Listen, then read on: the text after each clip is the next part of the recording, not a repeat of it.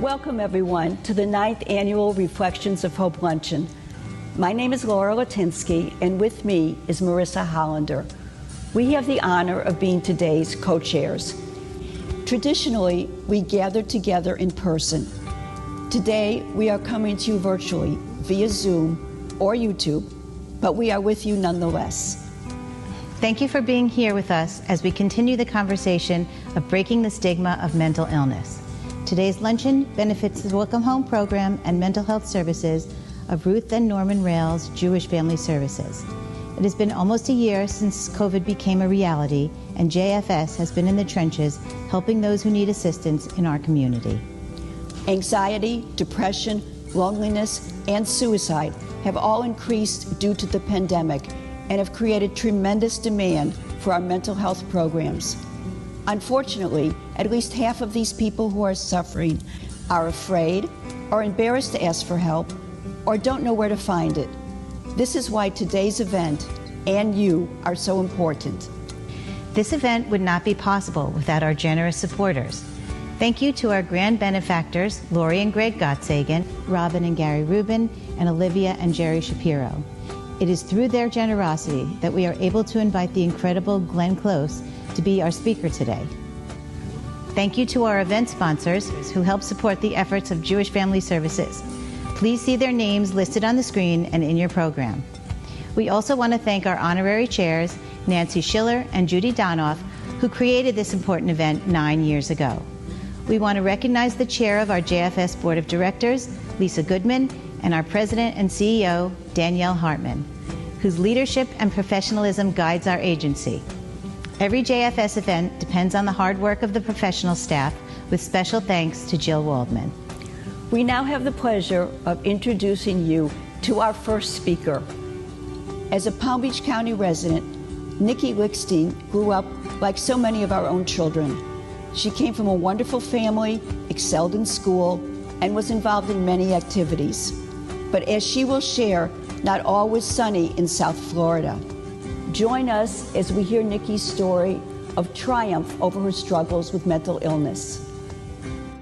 13 years ago, I was a 7-year-old in therapy for generalized anxiety. 11 years ago, I was diagnosed with obsessive-compulsive disorder. 7 years ago, the clinical depression came. 4 years ago, I began drinking at 16. 2 years ago, I found out I also struggled with bipolar episodes in college.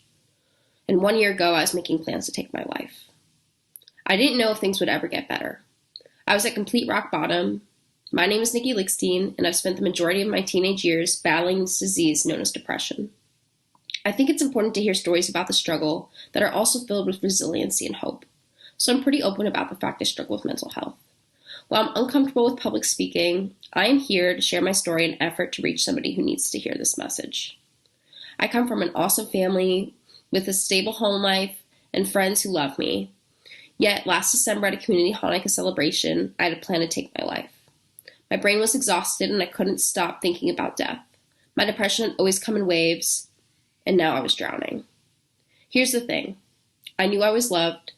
I was sober. I had lost weight. I exercised frequently and had supportive friends and family. I was successful in school and work too. But you just never know what someone is dealing with behind closed doors. No matter how happy someone looks, how loud their laugh is, how big their smile is, there could still be an indescribable level of hurt. The struggle may not be visible, but that does not invalidate it. Today, I am proud to share that after successfully completing a 3 months intensive outpatient program, I have a year of sobriety under my belt. Thanks to more than a decade of therapy, medication, and support from my family and friends, as well as finding my passion for music, I can genuinely say I'm the healthiest and happiest I've ever been. I've learned a few things throughout my experiences. I've learned that choosing yourself and your health is hard, but it's also worth it. It's the best return on investment you'll ever receive. Even after how far I've come, there are some days when it's hard to get out of bed in the morning. I'm grateful to be in a headspace where I know myself enough to give my body the structure, prayer, medicine, company, and medication it needs when my serotonin is depleted. If I had any advice to share, it is to be kind to yourself and to others. Tell people you love them often. Tell them randomly, and especially if you haven't talked to them in a long time. Just tell them. People who are depressed are not weak-minded. They are sick. Understand this. 25% of Americans are struggling with a mental illness right now, 60% of which did not receive treatment this year because they were afraid to ask for help. It is up to all of us to break the stigma of mental illness so that there is no fear for reaching out for assistance. We can demand greater access to resources in our schools, workplaces, and communities. If you're really struggling, especially right now when the world seems upside down, don't give up. Call Jewish Family Services. You will find the phone number for counseling services in your program book, as well as a resource directory. As I mentioned before, one of the things that helped me through some tough times was music. I'm now living in Nashville performing the songs that I've written, and I'm excited to share one with you later today. As a teen, I was convinced that at some point I would take my own life. I feared that I wouldn't reach my 20s, and yet here I am celebrating life at 20. I'm stronger than my anxiety and depression. I hope sharing my story can help others and remind people to be kind to one another and be kind to yourself. Thank you. Hi, again, my name is Nikki Lickstein, and this is an original song I wrote called Finally Feel Fine with my friend Kaylee Rutland. I hope you enjoy.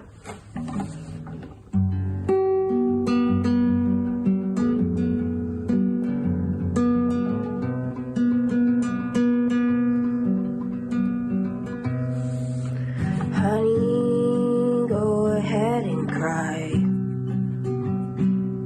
Clouds rain when things get heavy sometimes. Let yourself play that sad song, but know that it'll only last so long. And you don't have to dance in the rain. Weather the storm and take it day by day. And maybe you're lonely, maybe it's only a matter of time till you finally feel fine. When you're curled up in a ball on your bed, tangled between your heart and your head, recognize that happy comes with sad, and life really ain't all that bad. And you don't have to dance in the rain, weather the storm and take it day by day. And maybe you're lonely, maybe it's only a matter of time till you finally feel fine.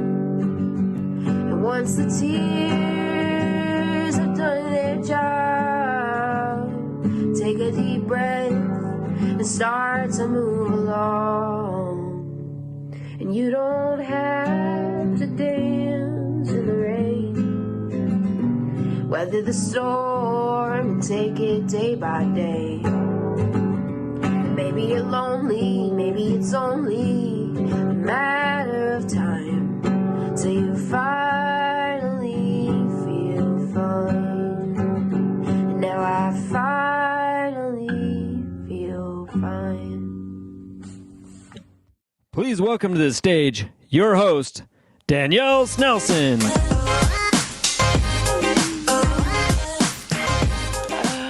Oh, good afternoon. Thank you all for taking time out of your day to be a part of Ruth and Norman Rell's Jewish Family Services Reflections of Hope annual event, coming to you this year virtual style.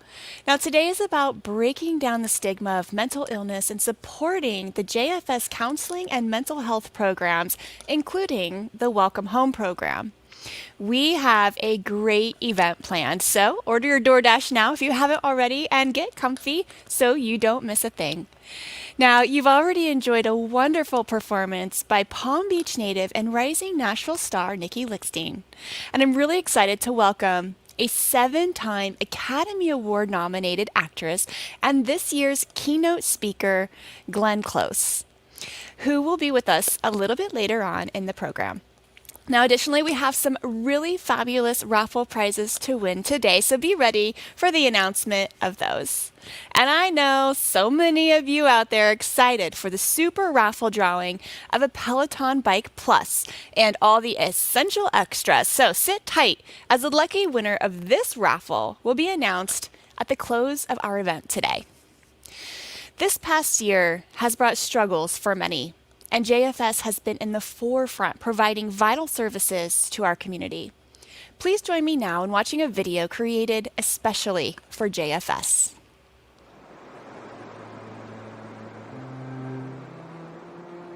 In times like these, everything comes into perspective. Our focus has been shifted from what we thought was important to what truly matters most. As these challenging times make us more introspective, the things and people that we have taken for granted become unmistakable. We have been asked to move inside for the greater good, and as we do, we get a glimpse of the heroes who have been around us all along. These men and women are not wearing boots or capes, but instead gloves and masks. They're out there delivering food to those who can't leave their homes. They're connecting virtually with the vulnerable to provide insight, help, and community. They're offering a compassionate ear and direction for those who are searching for new jobs. They're restocking shelves and keeping seniors entertained. They're making sure bills are paid through programs and financial aid. Even though it feels like the world is spinning out of control, these people keep us moving in the right direction. They're putting themselves at risk to do what needs to be done, to give us the hope of a way forward. The truth is, the world has overlooked them for far too long, but we know that they aren't just essential, they are fundamental. To all of the courageous heroes fighting on the front line, know that you are seen, you are heard, and you are appreciated. We will do our best to protect you. We will stay inside and cheer you on from a distance. We will honor your efforts and support you. But perhaps the best thing we can say or do is to simply offer our gratitude. From the bottom of our hearts, we say thank you.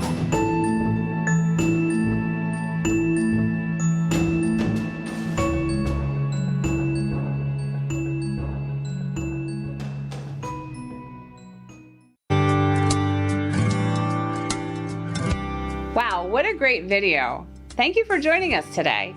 As you can see, JFS has been truly busy since the pandemic began, and we should all feel proud that the agency has been able to continue to make an impact in our community. COVID-19 has impacted every program at JFS, including the Welcome Home program and our counseling and mental health services. When we closed our offices to in-person visits almost 1 year ago, our counseling team quickly pivoted to providing services via online platforms. Studies are now reporting that the long-term effects of COVID-19 will be far-reaching, and many in need of services may not have found the courage yet to ask for help. Nationally and locally, we have an increase in anxiety, depression, and suicide due to COVID-19. You may have read about Congressman Jamie Raskin, whose son was in his second year at Harvard Law and recently took his life because of COVID-related depression. Stories like this are happening in our community as well, and are heartbreaking for everyone. Earlier, you heard the very personal story of Nikki Lickstein, who had the courage to share her story and hopefully inspire others to ask for help when they may need it. We are happy to report that JFS is one of the only nonprofits in our community that provides counseling and mental health services on a sliding scale, ensuring help is available regardless of ability to pay. Over 60% of our counseling clients require some form of financial subsidy. Either they have no insurance, inadequate coverage, or in some cases can't afford the required copays. COVID has only compounded that problem. Without JFS, many of these people, including the members of our Welcome Home program, would have no option but to suffer alone. We as a community cannot let that happen. You can help us to ensure that everyone has access to services no matter what by supporting JFS through Text to Give. No amount is too small, and your support will change the life of someone who is struggling.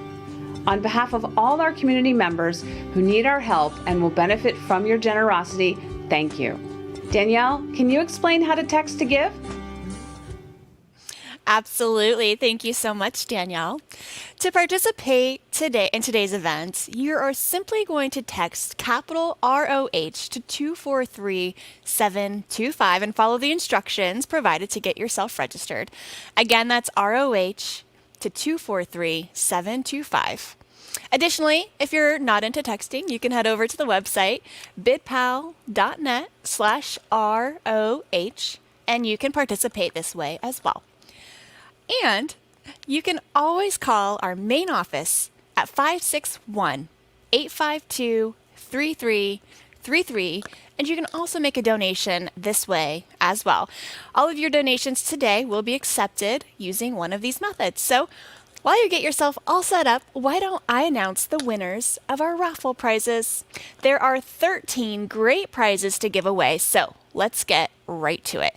Our first raffle drawing is for a Chanel Beauty basket filled with a variety of skincare and makeup products sure to have your skin glowing.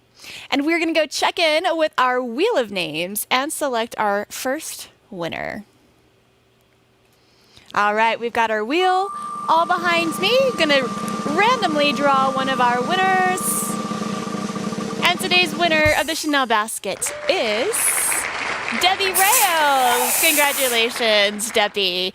All right, our raffle number 2 is a beautiful pendant necklace from Regency Collection. This one is for a Phillips House designed yellow gold infinity plated with 14 karat gold chain and a 0.21 carat diamond. All right, let's find out who our winner is. For the pendant necklace, our winner is... we have Alicia Sparrow. Congratulations, Alicia. Now our next raffle drawing is for the Cozy Pajama Set from Insomnia PJs. This set includes Simply Stripes 2-piece lounging set and a long sleeve tee, all in size medium. This was one that I was really wanting, so let's see who our lucky winner for the PJ set is. And we have Lori Gottsagen. Yay, thank you. Congratulations. All right, raffle item number 4 is perfect for all those that made a resolution this year to get more active. Boca Fitness Wear has provided Tegan Ankle Cloud high-rise leggings and a Piper bra with a fun zebra print. Let's find out who our winner is. All right, and our winner is... we have Leslie Cantor. Congratulations. All right, our next raffle prize is an evening of dining out in Boca Raton. This package includes a $100 gift card to Mateo's of Boca Raton and a $100 gift card to the Capitol Grill. And we just want to say thank you to Judy Donoff and Sharon Fontini for this generous gift. All right, let's find out who the winner of this package is. For a night out, our lucky raffle winner is Bernard Friedman. Congratulations. Now, raffle number 6, this next raffle is for a pair of stunning 14 karat hexagon stud earrings with a rainbow moonstone and white gold rhodium finish, provided by JL Rocks. So thank you very much. Let's find out who our winner of these beautiful earrings are. All right, and our winner today is Carol Winnick. Congratulations. All right, this next raffle is for those that need a little nudge on their spring cleaning this year. A+ Clutter Clearing is providing 3 hours of private consultation in person or virtually on home organization. So let's find out who our winner of the A+ cleaning is. All right, and our lucky winner today is Annie Jacobson. Congratulations, Annie. All right, our next raffle winner will be taking home a fabulous food and wine basket. This basket includes a selection of bottled wine tasting for 4 at Cooper's Hawk, a gift card for La Acqua Ristorante Italiano, and 2 Romero Brito ice cream bowls. Let's find out who our lucky winner is for this amazing wine package. All right, and our winner is... we have Stanley Berry. Congratulations and salute. All right, our next raffle prize sounds extremely luxurious. This package includes an exclusive family portrait with Bradford Renaissance Portraits and a hotel stay at a luxury 5-diamond resort in New York or a private island off the coast of Miami. Now that sounds fabulous right about right now. Let's find out who the lucky winner of this package is. All right, and our winner is Harriet Levine. Congratulations. All right, this next raffle is for a $250 gift card to boutique store Mario Pucci Bocca. They've got all the latest collections and are ready for you to choose from. So let's find out who our winner of this gift card is. All right, our lucky winner of this raffle is... We've got Carol Sachs. Congratulations, Carol. All right, raffle 11 is your chance to try out a little Power Pilates. This package is for 5 classes of your choice with certified instructor Deborah Kahan.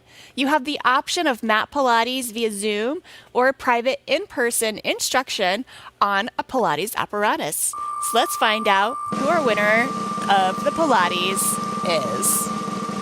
All right, our winner is... We have Jeff Sparrow. Congratulations, Jeff. All right, I've got 2 more raffles, so let's give it out today. All right, this next one is from Fetter Jewelers, and it is for an 18-karat Hebrew band with round, brilliant diamonds framing the quote, "I am my beloved, and my beloved is mine," in Hebrew. Let's find out who our winner of this beautiful ring is.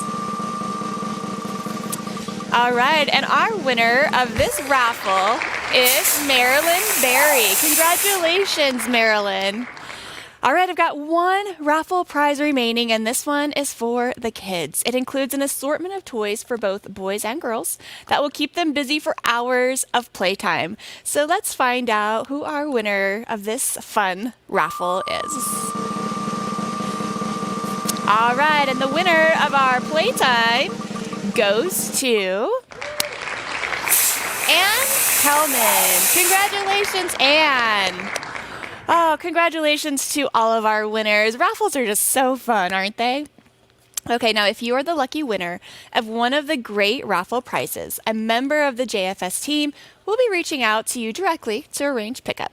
So sit tight because the winner of the Peloton Bike Plus with all the extra goodies will be drawn at the close of the program today. Now, the Reflections of Hope annual event would not be possible without the generosity of our grand benefactors. Thank you to Lori and Greg Gottsagen, Robin and Carrie Rubin, and Olivia and Gerald Shipero for allowing JFS to continue with the tradition of this wonderful event. Thank you so much. Now, I'd like to give the honor of introducing this year's keynote speaker to these wonderful individuals. So take it away, ladies.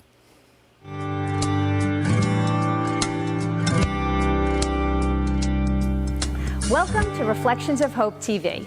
My name is Robin Rubin. I'm here today with my fellow grand benefactors, Lori Gottsagen and Olivia Shapiro. We have the honor of introducing our keynote speaker, the legendary Glenn Close. Olivia, what was your favorite moment with Glenn Close? Glenn Close has been in so many wonderful productions, from stage to screen to television. I think one of my favorites was her performance in Sunset Boulevard on Broadway. She won a Tony Award for her amazing performance. I also loved her in The Big Chill, The Natural, and Dangerous Liaisons. These roles brought her countless Academy Award nominations, SAG Awards, and Golden Globe Awards. I think her role as Patty Hughes in the critically acclaimed legal thriller Damages was incredible. She won 2 consecutive Emmy Awards for Best Actress and a Golden Globe Award for that role. I also loved her recent movie, The Wife, which also garnered many awards, and of course, who can forget Fatal Attraction? I couldn't sleep for weeks after that movie. I will never forget some of those scenes. Right, ladies? These are all great performances, and Glenn Close has certainly made her mark on the arts. But my favorite Glenn Close role is the one of mental health advocate. Glenn grew up in a family struggling with mental illness and the stigma that comes with it. She shares personal stories of her own and others' struggles with mental illness and discusses the power of the human spirit, the courage it takes to face adversity, and ways in which we can end the stigma. Glenn and her sister Jessie Close are co-founders of Bring Change to Mind, a national nonprofit organization dedicated to encouraging conversations about mental health and fighting the stigma that surrounds it. Please help us welcome the legendary Glenn Close.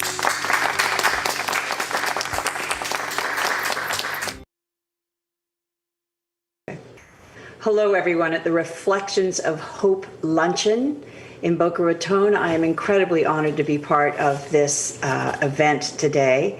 And I want to thank Lori and Robin and Olivia, who are the grand benefactors of this event. Thank you for that lovely introduction.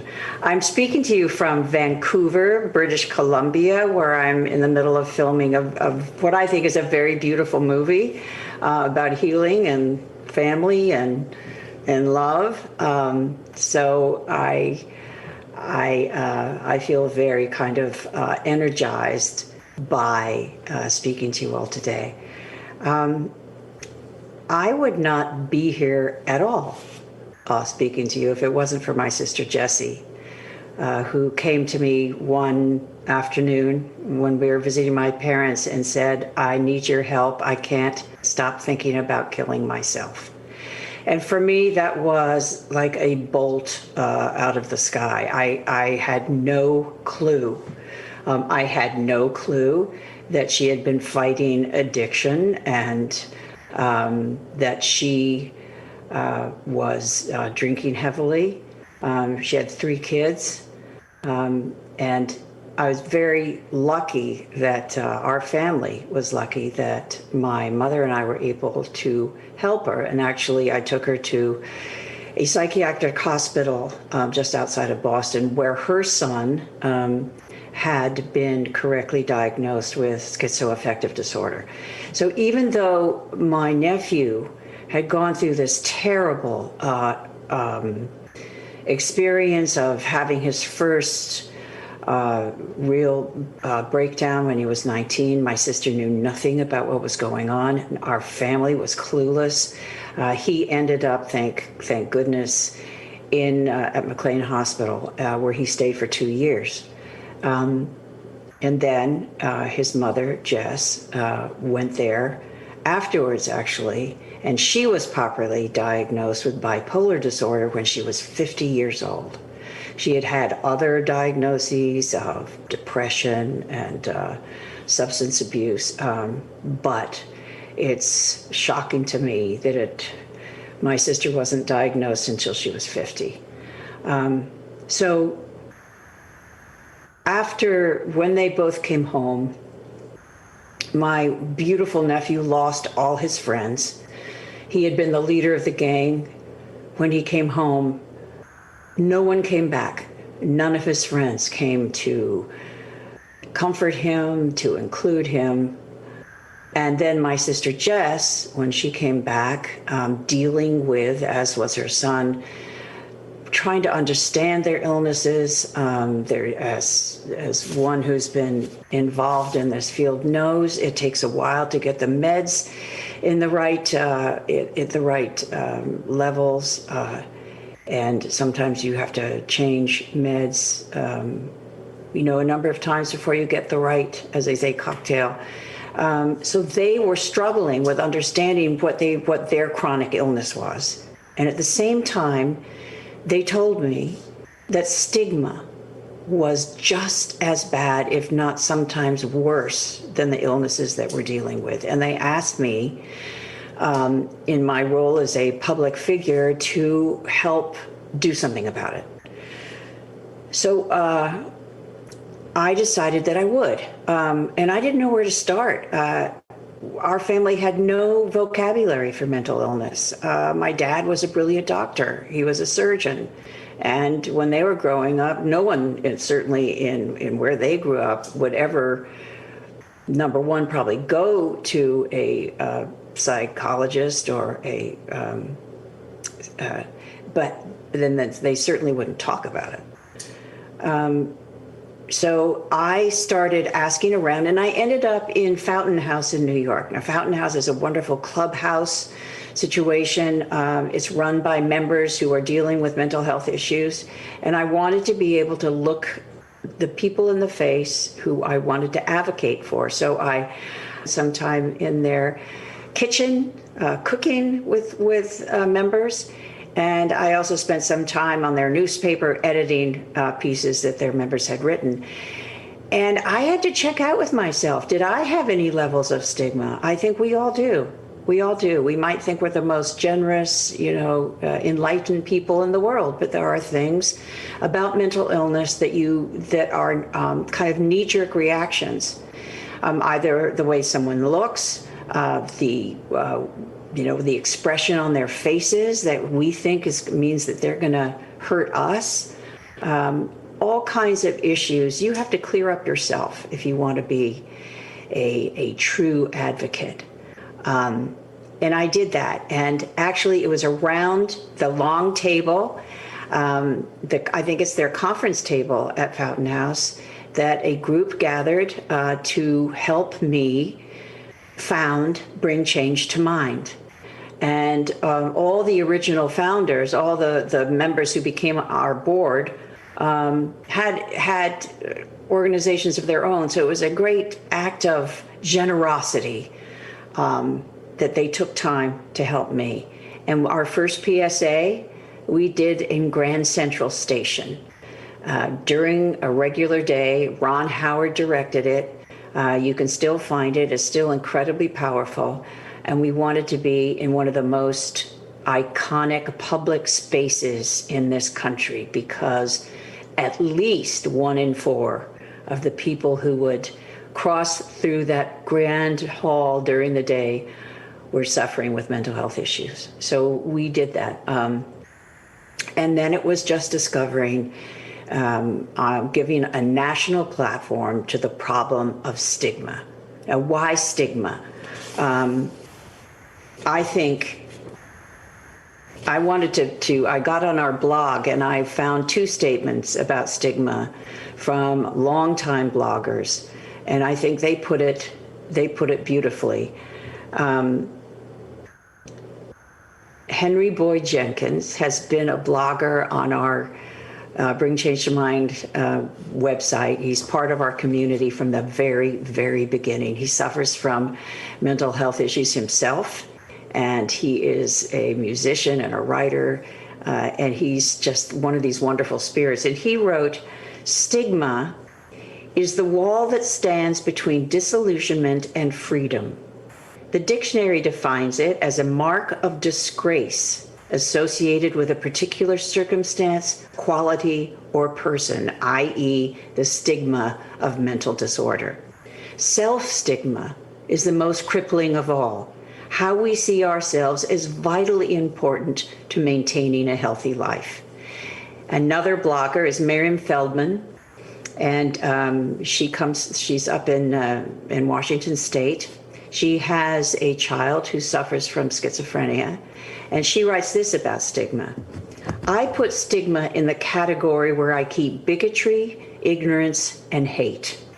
The things that erode our humanness, build walls between ideas and people, and destroy lives. I will not participate in stigma. I will not allow a mark of disgrace to be placed on my son or anyone because of a disease. It is incumbent on me as a mother and society as a whole to fight for this vast population that has been marginalized and ignored. We are all in this together." I think that says, when I started to advocate, I said, what is the biggest problem in the whole, what is the core problem in the whole area of mental health? And everyone said stigma. It keeps people from talking about it. It keeps families from talking about it. It marginalizes people. It shames people. And it keeps people from seeking help. So I thought, okay, that's the biggest problem. That's what we should be working on. And that was 10 years ago. Today, we at Bring Change to Mind are focusing on high school Bring Change to Mind clubs. Because, as you know, suicide or death by suicide is the second biggest problem with young people. And these high school clubs have taken off because they establish peer-to-peer in their schools, stigma-free places where kids can go and finally and openly talk about what they're dealing with. They can learn how to deal with depression, anxiety, suicide ideation, bipolar disorder, whatever. And to create a community within that club, and then to have that community go out into the school to help change the attitudes of kids in their community at large. It's been a huge success. And as you can imagine, during this COVID time, we had to quickly learn how to Zoom.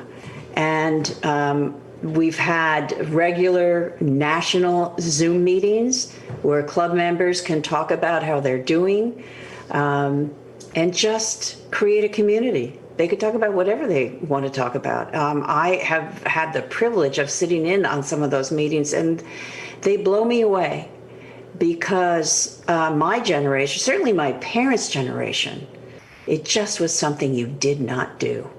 My family was full of depression, anxiety, certainly a lot of alcoholism. There is also suicide in my family. No one ever talked about it.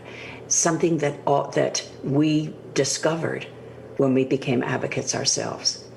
So I've always considered, because of my beautiful sister Jessie and my nephew Kalen, who had the courage to speak about their illnesses on on The View, on all these different TV shows and articles, they came out nationally with what they were living with. That took courage. That's to this day takes my breath away when you think about it. So I'm here for them. I will always be here for them. I myself have come home to my family after living away from them my whole working life. I was the East Coast holdout. Now all of us live in a town in Montana. I live across the yard from my sister Jessie. I go and see her every morning. I understand now some of the challenges that she faces and that she has faced during this time of COVID. And I'm so grateful that we are there for each other, because it is a two-way street. And I'm here humbly as somebody who didn't know anything, who has learned along the way. Please go onto our Bring Change to Mind website and see the incredible community that is really becoming a force in this country. So I'm interested in how we can, as a nation, now turn our attention to this huge universal need. And I'm also interested in my own community, how I can help so that people within my own community get the help they need, which is why I'm so impressed and so honored to be part of this event today, because you have been doing that for now 41 years. I know that you had your anniversary last year. Bravo to that. Now we're into 41 and 2021. So there is, as you know, so much work to be done, but there is so much goodwill. Mental health is a family affair, and I think of my family the closest, but I think all of us as the larger family that makes up the body politic of our beloved country. So that's just a few words from me. So thank you for giving me a platform and for meeting you all virtually today. And bravo in the money that you've raised, and bravo to what you are doing and have been doing for 41 years in your community. I think if all of us just take care of our own within our communities, we can change the face of mental health in this country in a much shorter time than we think is possible. So thank you. And now I would like to introduce Glenn Glazer, who I'm sure all of you know, and he will do our Q&A. Oh, thank you, Ms. Close. That was amazing. Thank you so much for sharing all of those things with us. I did not realize that you had moved to Montana, and so I had already bought out the local theater for the Glenn and Glenn show starting in September. I put it up on the marquee, so I don't know about your travel plans, but I have some musical numbers. We can talk about it later. All right. This organization is fantastic. This is my 8th year. I'm up on the stage emceeing the event and speaking with the keynote speaker in person, but we have to do what we have to do right now. So we do have a few questions for you, and I altered them a bit because of what I heard you talk about just now. But I know the first question actually is about your family and about Jesse and your nephew.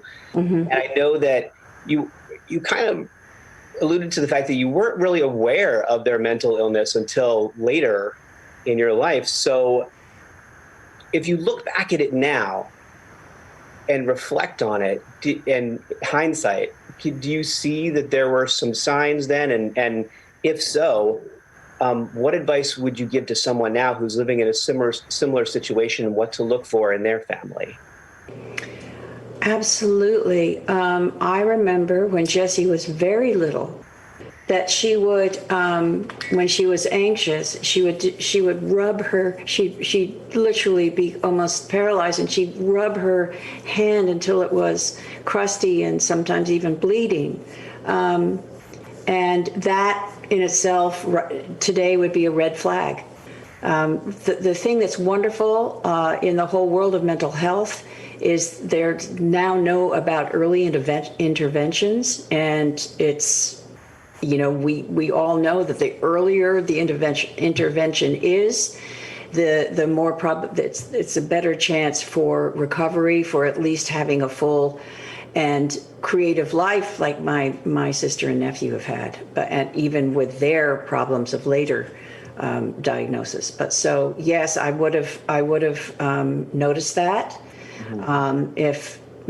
If some of the adults around her had been more aware, I think something might have been done about it. She also was always very wild, Jessie. She was the wild one. And my father would say, pull up your socks, or later, get a job, get an education, not knowing that she was unable to. Huh. She literally was unable to do that for herself. So she has written an extraordinary book called Resilience about her whole life with bipolar disorder. And I urge all of you to read it, because it really is a incredibly, movingly honest book about her journey.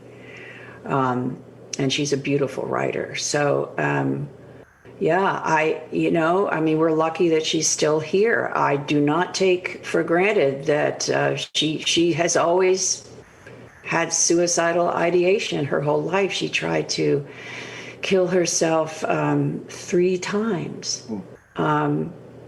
And thank goodness she didn't succeed in that. But it's part of us. It's part of the disease, and those of us who are around her and who adore her, we now understand, and we're vigilant. And she does too. She's managing her illness, and she is writing, and she has a good life. You brought up bringing change to mind so often. It's a wonderful thing that you've done. And, in a perfect world, we're all trying with this organization and yours to end the stigma of mental illness. What do you think we can do right now? What steps can we take if we see that happening to intervene and to try to end that stigma? Well, first of all, I think you're already doing it. I reading about your two centers, and you have a big component that deals with mental health, and I also see that you have within your organization help people with where to live and with jobs. That's huge. Just to have a place where people can go, where they know that they're not going to be stigmatized and that people will help them with what steps they can take to have a viable life. That is huge. I'm sure you have psychiatric facilities within, reasonable driving distance, or maybe if you're lucky, even within your city. But I think if you don't, you should fight for one. We're having that fight now, where we are in Montana, that people don't have to go miles and miles and miles and miles if one of their family members or their loved ones are having a psychotic break. It's inhuman if that has to happen. And that, of course, Montana is a big state, and it's largely a rural state. And, mental health problems are augmented when there's distances to go over. But there's still things that we as a community can do. And there's a bunch of really, really fabulous women who are determined to get more facilities. I think it's also with the Excellence in Mental Health Care Act, which what that is the passion behind it is that if you have a heart attack, you don't have to apply for a grant to get help. That there should be permanent community health centers that are funded by the government, and you can get $2 million a year for those centers, and you have to come up to certain standards. I think that's something that we're going to look into. Not think, I am going to.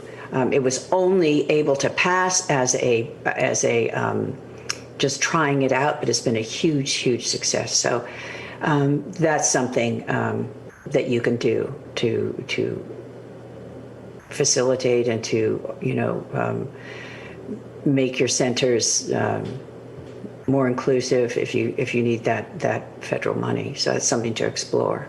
And we're fortunate Jewish Family Services does have psychiatrists, so we have yes. help, which is fantastic.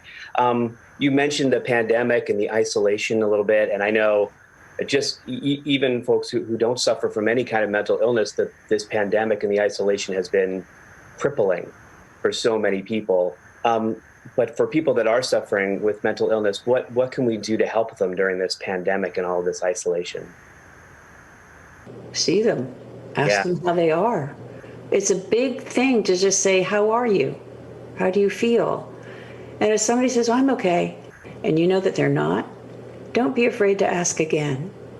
I think to be there to notice if somebody's going through a hard time, being there and being able to talk about it and to gently get someone else to talk about it is a big deal. It's the first step in getting help.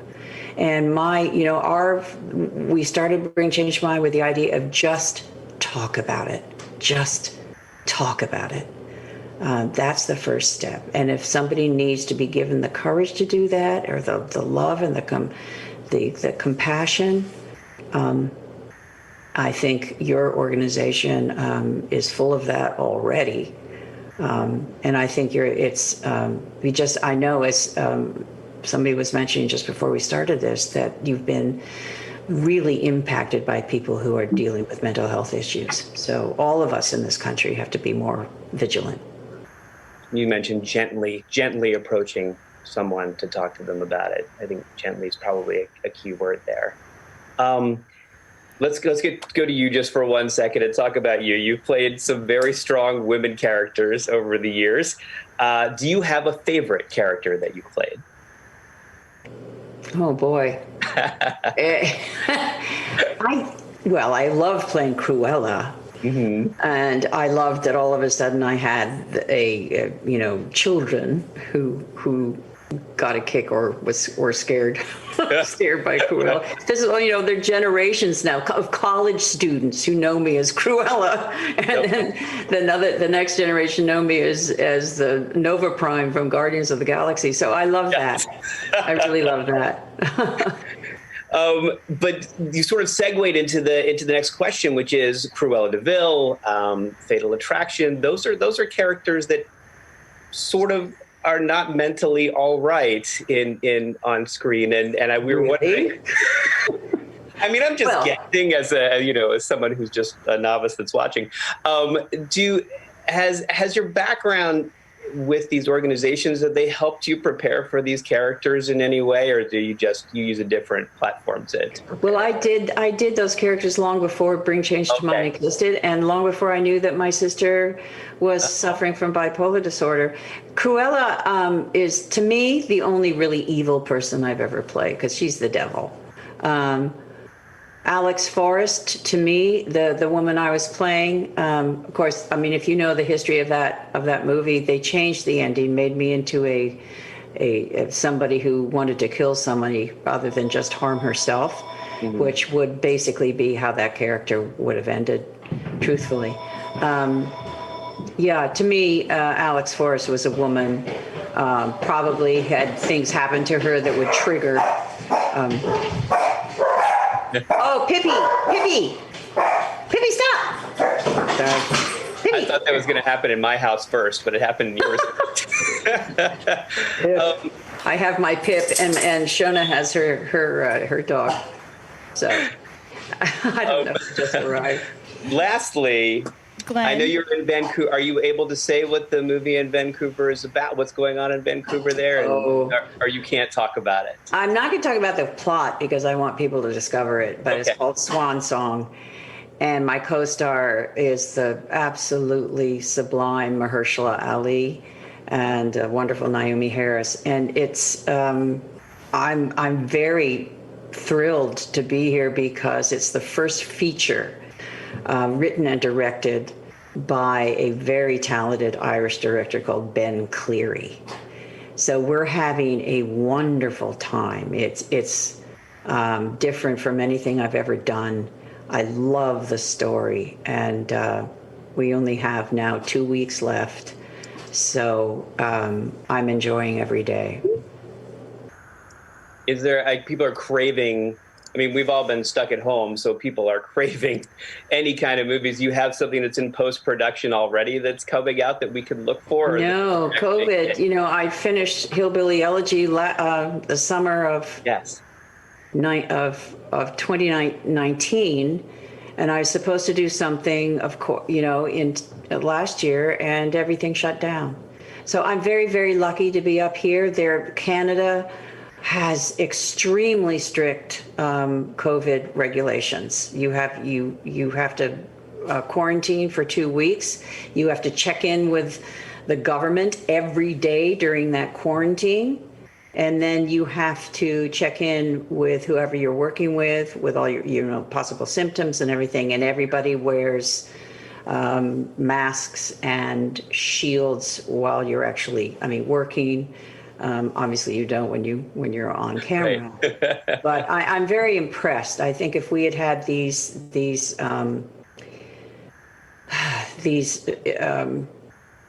what are they called, rules put in, last year, we would not be in the dire situation that we are now. So everybody, of course, is complying. They have to. It's the law.